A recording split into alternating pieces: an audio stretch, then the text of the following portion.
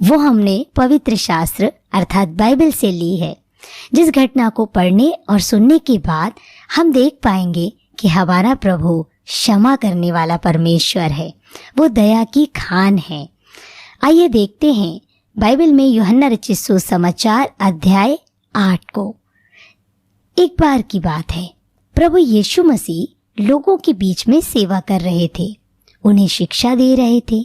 तभी वहां के कुछ उच्च अधिकारियों ने, फरीसियों और शास्त्री लोगों ने, जो उसकी खरी शिक्षा और अधिकार पूर्ण शिक्षा से बैर रखते थे, किसी भी तरह उसकी शिक्षा में उसे फंसाना चाहते थे।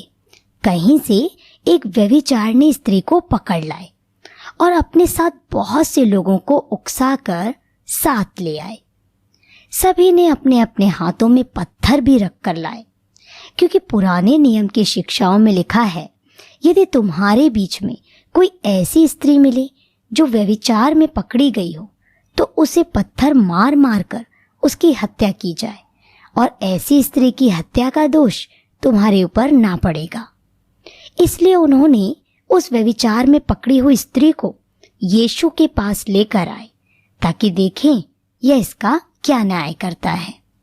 तब प्रभु यीशु मसीह ने बड़ी ही शालीनता से उन सभी को देखा और फिर नीचे झुककर जमीन में अपनी उंगली से कुछ लिखने लगा, और फिर धीरे से खड़े होकर कहा, तुम में से जो कोई निष्पाप हो, अर्थात कभी जिसने पाप ना किया हो, वही पहला पत्थर मारे। फिर इतना कहकर वो फिर से जमीन में कुछ लिखने लगा। कुछ ही पल में वहां सभी लोग पत्थर को छोड़ छोड़कर अपने अपने घर चले गए। यहाँ तक कि फरीसी शास्त्री भी प्रभु यीशु मसीह की बुद्धिमानी और सामर्थ्य शिक्षा को सुनकर चुपचाप वहां से निकल लिए। दोस्तों, यह कहानी अपने आप में बहुत कुछ सिखाती है। यह घटना सत्य घटना है। प्रभु यीशु मसीह का दिल तरस से भरा हुआ है। वह लोगों को माफ करना सिखाता है। उसने उस स्त्री से कहा, जा, अब फिर से पाप मत करना। जब इस घटना को हम पढ़ते हैं तब मुझे एक कहानी याद आती है जो हमारे शिक्षक ने हमें सुनाई थी। हो सकता है ये कहानी आपने पहले सुनी हो। पुराने समय में एक राज्य में वैभवशाली राजा राज्य करता था, और वह छोटी छोटी बात में किसी को भी मौत की सजा दे दिया करता था। आज उसके दरबार में एक चोर को लाया गया है, जिसने खाने के लिए रोटी चुराई थी। राजा ने उस चोर से कहा, तुम तो हट्टे कट्टे दिखाई देते हो, तुम्हारे हाथ पांव भी सलामत हैं, तो फिर तुम मेहनत करके रोटी क्यों नहीं कमाते?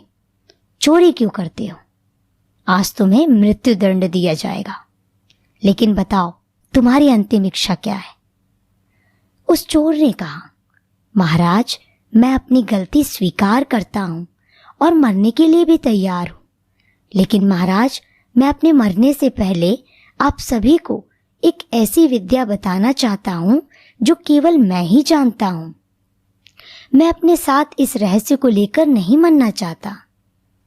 राजा के पूछने पर उसने बताया कि वह सोने के बीज से सोने की खेती करने का रहस्य जानता है। किसी को विश्वास तो नहीं हुआ, लेकिन राजा ने सोचा, चलो कोशिश करने में क्या हर्ज है।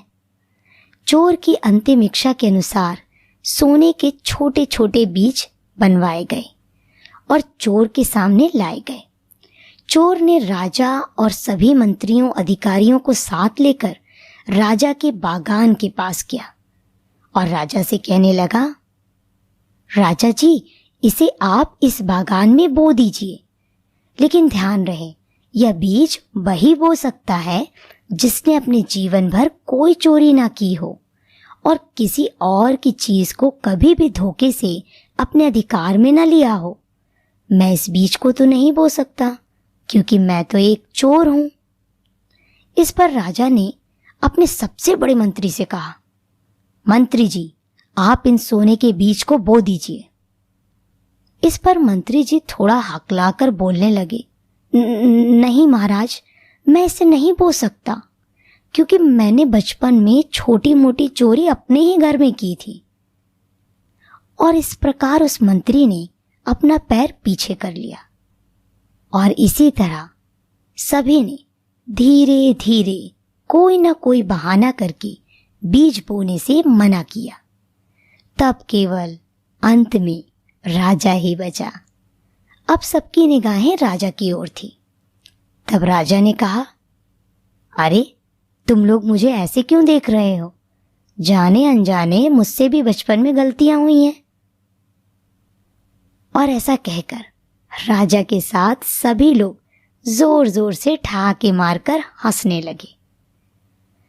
राजा चोर की इस बुद्धिमानी पर बहुत खुश हुआ और उसे इनाम देकर माफ कर दिया और आजाद भी कर दिया। दोस्तों, अगली बार जब आप किसी की गलती के विषय में बातें करें या उसे दंड देने का मन करें, तो बाइबल की इस घटना को और इस कहानी को जरूर याद करना। बाइबल में प्रभु ने क्या कहा? पहला पत्थर वही मारे जिसने कोई पाप ना किया हो। यदि आज का यह संदेश और यह कहानी आपको अच्छी लगी है तो इसे लाइक कीजिए, शेयर कीजिए और आपने क्या सीखा है उसे कमेंट करके ज़रूर बताइए। तो सुनते रहिए परमेश्वर के सुंदर वचन BibleWani.com में।